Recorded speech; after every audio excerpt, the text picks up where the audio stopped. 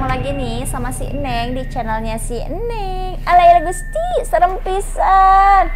Oke guys, nih kali ini si Eneng mau ngebahas tentang Lawang Sewu. Wah, pasti yang sudah tahu nih Lawang Sewu pasti tidak aneh lagi. Lawang Sewu ini selain sebagai destinasi wisata di Semarang, di balik kemegahan dan keunikan bangunannya, Lawang Sewu ternyata menyimpan hal-hal mistis, guys. Wah, seperti apa?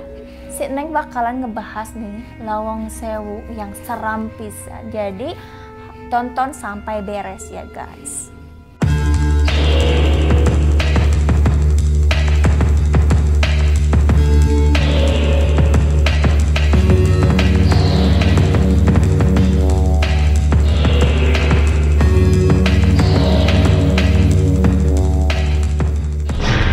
Lawang Sewu ini digunakan sebagai kantor administrasi kereta api.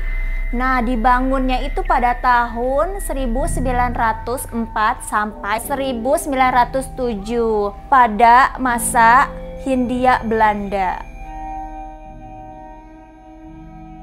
Sebelum membangun kereta api di Semarang, NIS membangun rel kereta api pertama di Indonesia pada tahun 1864. Nah, karena banyaknya pengguna kereta api yang membludak, jadi Lawang Sewu ini dijadikan kantor administrasi kereta api di Semarang ini ya, guys. Seiring berjalannya waktu, kantor ini tidak bisa menampung pegawainya yang membludak, sehingga Lawang Sewu ini dijadikan kantor kereta api yang baru. Nah, yang berikutnya pernah dijadikan sebagai sel tahanan ya, guys, atau ruang penjara. Lawang Sewu sering digunakan sebagai kegiatan operasional administratif di masa Belanda. Di masa penjajahan Jepang, dijadikan sebagai tahanan bawah tanah.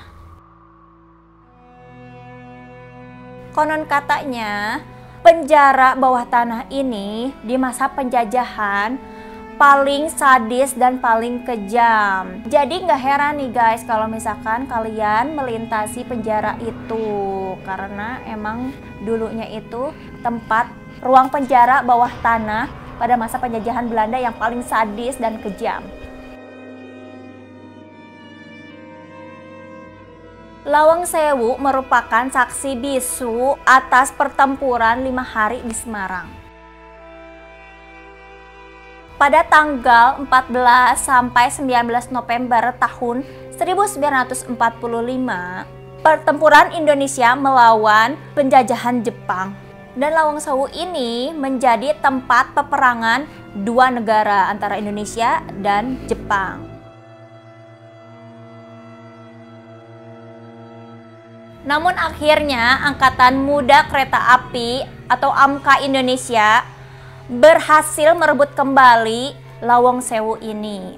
Di halaman gedung utama Lawang Sewu ini terdapat sumur tua yang tidak dibuka untuk publik.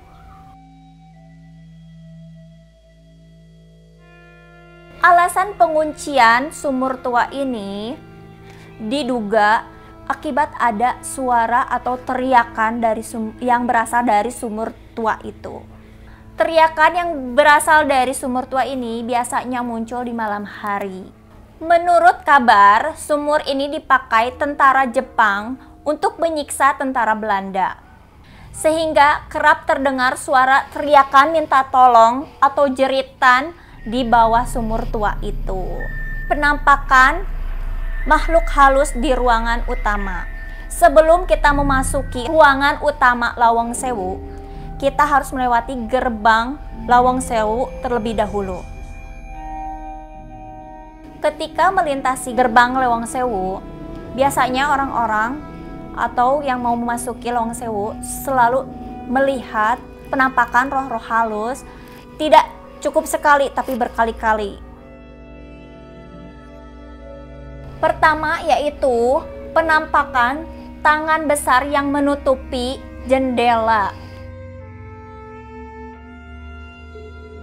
Di bagian sudut-sudut langit utama ada penampakan seseorang yang suka menyenter di malam hari. Selain itu, ada pula penampakan berwajah rusak. Wah, serem banget ya guys. Disebut sebagai bangunan 1000 pintu. Padahal nyatanya di Lawang Sewu ini terdapat 429 pintu. Anehnya, pintu-pintu ini hanya digunakan untuk penghubung antara pintu ke-1 ke pintu kedua. Padahal jaraknya berdekatan ya guys. Tapi aneh ya guys, kenapa jadi 1000 pintu? Aneh juga ya. Sering tercium bau-bau aneh di penjara berdiri. Di ruang bawah tanah terdapat penjara berdiri yang berukuran kecil ya guys. Biasanya penjara berdiri ini dihuni oleh 1 orang saja, tetapi dipakai untuk 5-6 orang, sehingga orang yang menempati penjara berdiri ini meninggal karena kesempitan. Jika ada tahanan yang masih hidup, pasti tidak akan bertahan lama. Nah, dan korban-korban yang meninggal itu akan dibuang ke sungai. Sehingga nih, akibat penyiksaan ya guys. Nah, sehingga nih tercium bau-bau anyir atau bau-bau aneh seperti bau anyir darah dan bau bangkai dan semacamnya guys.